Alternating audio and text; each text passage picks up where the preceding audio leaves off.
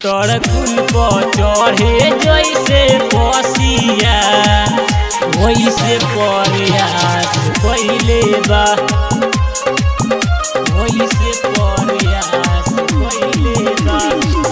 गवना हमार भइल सोहिया के शुरुआत कई, सोहिया के शुरुआत कई। गवना हमार भइल सोहिया के शुरुआत कई। नए नए में सखी बुरा मोरा हाल भइल।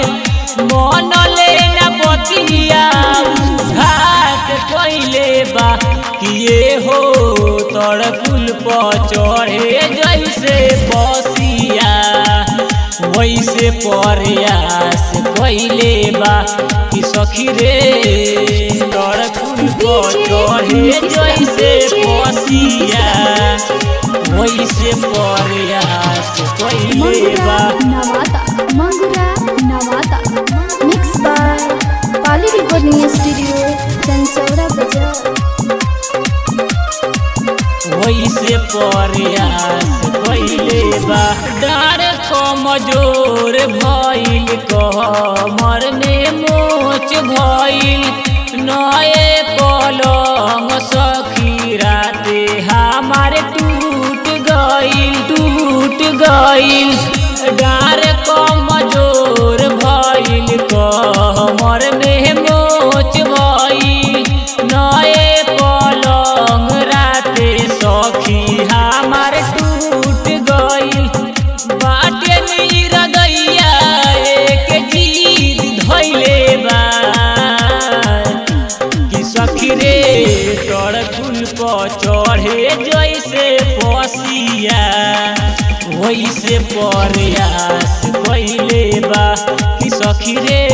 तड़कुल पर चढ़े जैसे पसिया, तड़कुल पर चढ़े जैसे पसिया वैसे प्रयास कैले बा।